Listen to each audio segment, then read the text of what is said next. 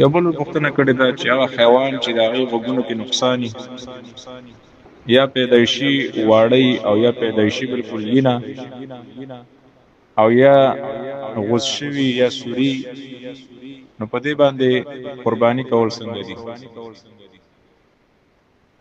جواب دا دی چې هغه حیوان چې د هغې پیدایشي غوږونه نه بالکل، نو د جمهور علماء په نسبت باندې په دې باندې قرباني جایز نه ده. اگر که حنابلة علماء جواز ورکوي چې پیدایشي غوږونه نه په دې باندې جایز ده، ځکه دا نقصان دې پیدایشي دی. او صحیح ده چې جمهور علماء رائے دلته صحیح ده چې دې باندې قرباني جایز نه ده. دویم قسم حیوان چې پیدایشي غوږونه واړی، نو د جمهور علماء یعنی د ټولو مذاهب دا فتوا ده چې په دې باندې قرباني جایز ده، ځکه دې غوږونه پیدایشي هم داسې واړه دي، داسې عیب نه دی، غوڅ شوي را غوڅ شوي نه دي. په دې کې ښه خبره ده چې هغه حیوان واخیستلی شي چې غوږونه یې پوره وي، عیبجن نه حسابېږي، د خلکو په نظر کې سپک نه دا حیوان، ځکه دا د صحابو په وخت کې دا یو عیب ګڼل شوی دی.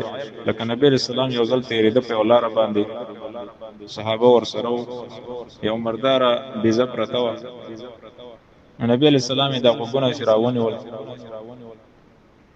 نو نبی علیه السلام وفرمیل ایا تاسو کې دا خوښوئ چې دا بیزه د چا شي؟ نو صحابه وویل چې دا ژوندی وی امه موږ نه اخیستله، ځکه غوږونه یې واړه دي، یعنی کمال پکې نشته دی کې عیب پکې دی.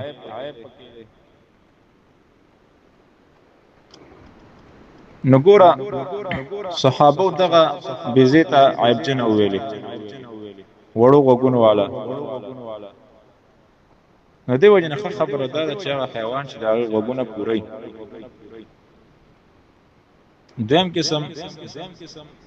دریم قسم حیوان هغه دی چې د هغې غوږونه غوڅ وي یا سوري. نو که چېرته غوږونه غوڅ شوي د نیم نه زیات، نو په دې باندې قرباني نه صحیح کېږي ټولو علماو په اتفاق سره.